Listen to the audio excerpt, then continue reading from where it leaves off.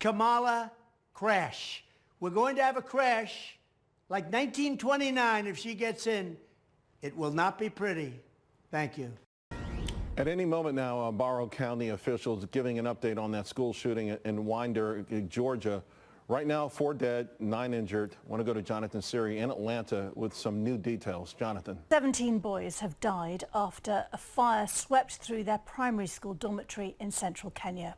Some breaking news there. There is a fire incident at the Isiolo Girls High School in Isiolo County. We will bring you an update as soon as we receive more details.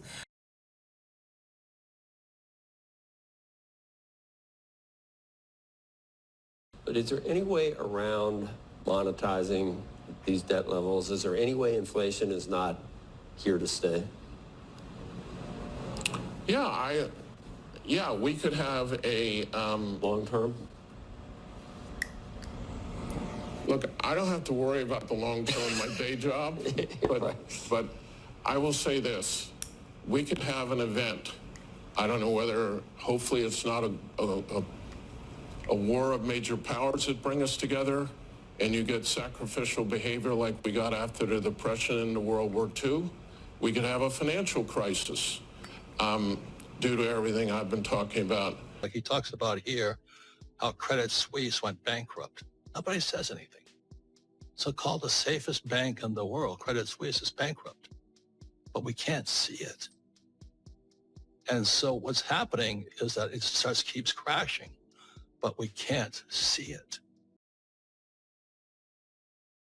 The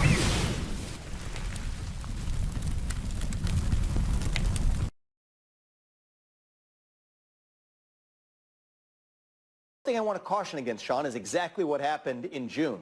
What I expect is that Donald Trump will once again run circles around Kamala Harris, just as he did with Joe Biden in that last debate. The question is that going to be good for us in winning this election or not? Because last time around, it was the catalyst for something drastic happening afterwards, which is in that case swapping out Joe Biden as the nominee. And I think if Kamala Harris really does tank in this debate, and I think there's a decent chance that happens, I think there are strange things that could happen between now and November, because the Democrats, they have been playing this as, in some ways, one step ahead. You're suggesting that we may live through another change in candidates if she didn't have a good debate? No, I don't think it's going to be a change in the candidates. The ballots have already been printed, but I do think that we have a machine that we're up against that has demonstrated that it is going to go to great measures to defeat Donald Trump. You trace this back over the last year and a half. You've got prosecutions. You've got civil cases. You've got extrajudicial attempts to remove him from the ballot. They told us Joe Biden was definitively going to be the nominee, then negotiated for the earliest ever presidential debate in U.S. history because they knew there was a good chance Biden would underperform. Once he did, they swapped him out.